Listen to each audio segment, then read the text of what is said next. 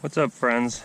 I got this Agratronics automatic float valve for my cow's watering tank, and this is actually the second one I bought, and I liked it. It was about $15–16 a Tractor Supply.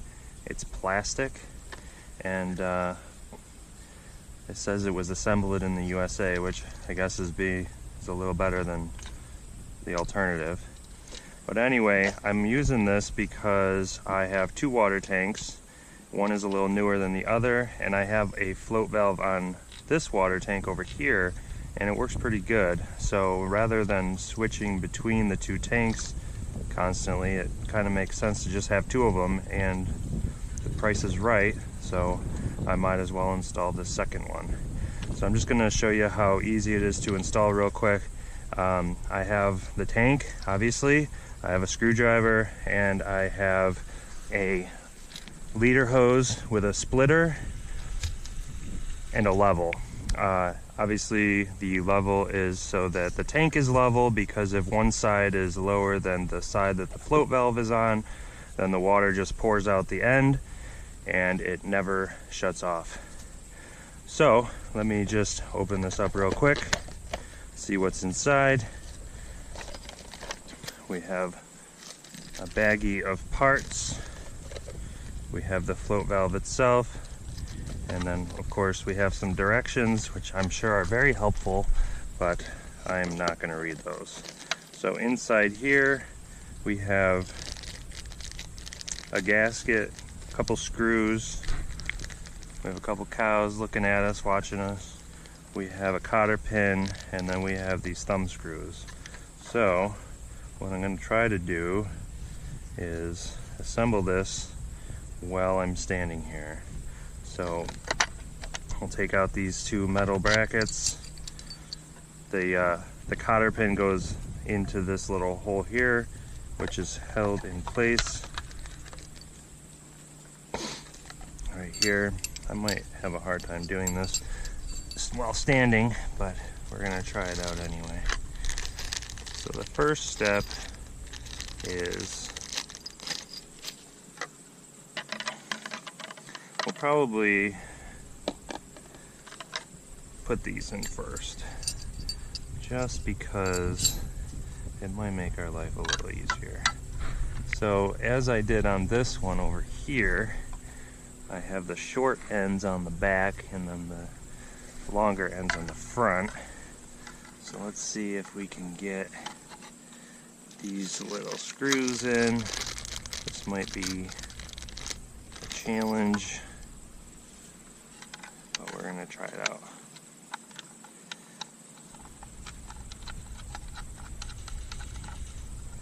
There's one.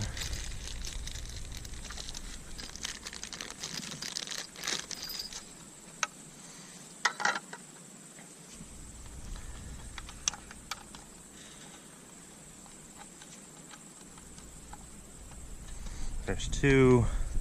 Take my screwdriver, doesn't have to be super tight, just tight enough. This thing doesn't move around much, so it doesn't have to be perfect. Alright, next we're going to take our float valve, we'll stick it where it originally was.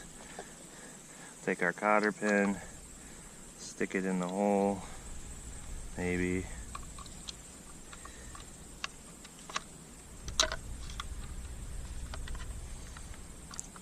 Try to get it in there.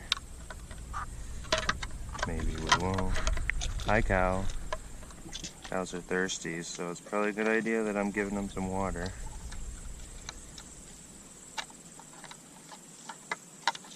There we go. Cotter pin is in.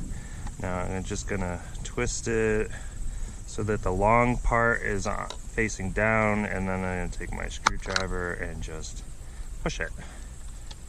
Still moves freely, which is good. We'll take our two thumb screws. We'll stick those right here.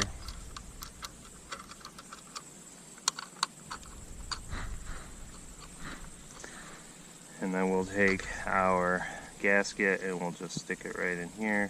I'm going to put the tabs facing down. I don't know if that's what the directions tell you to do, but That's what I'm gonna do. Alright, now I'll take my leader and I will screw that on.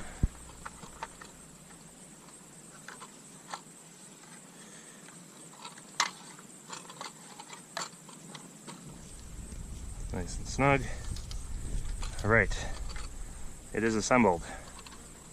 Now we need to put it on the tank. However, before we do that, we're gonna make sure that the tank is level, which I'm pretty sure it's not. Let's see if this is off. Just kidding, it's off. Alright, so it's currently about an inch sagging on the back end, which I would rather it not be down that much. So let me see if I can find a board to prop it up. Alright, so I put a board on the back side of it underneath there, and it's a little bit more level. Now I'm going to attach the float valve like so. I like to put it in the middle here. I think that it attaches better. This one's a little bit different than the other one I have.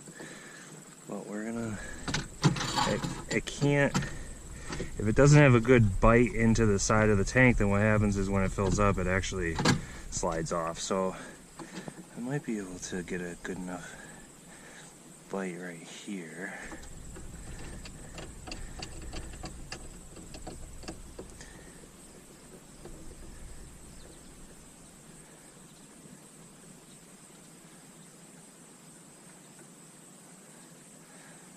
You don't have to tighten it so much that it bends, but you want to make sure that things flow. Alright, so now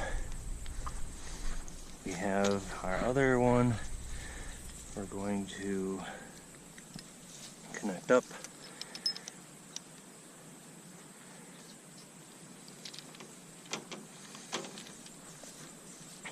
And then we will activate Y.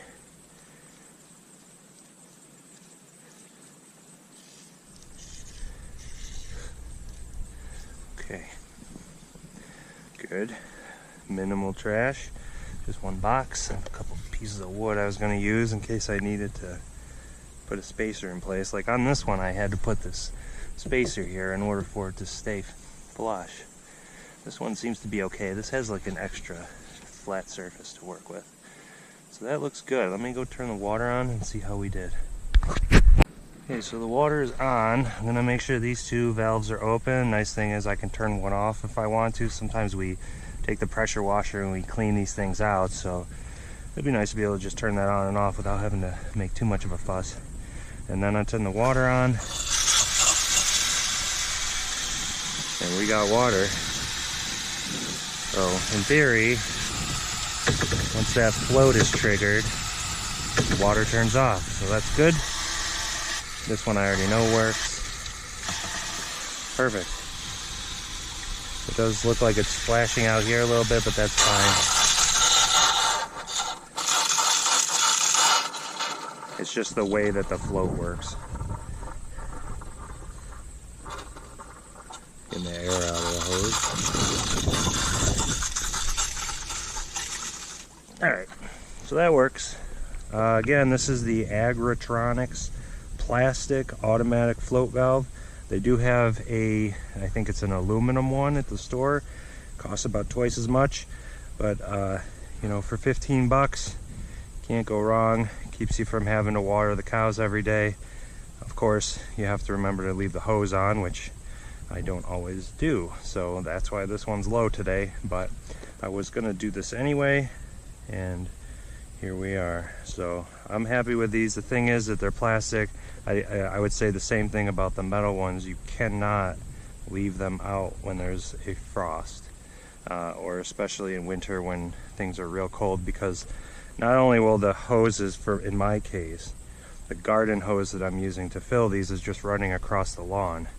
That would freeze, but if the water gets inside here and freezes, it will crack the housing and then the thing's useless. So keep that in mind. It's a pretty good option during the warm months in the winter. For me, I'm going to be out here watering them one day at a time. Alright, I hope you enjoy this. I hope it was helpful. Thanks for watching.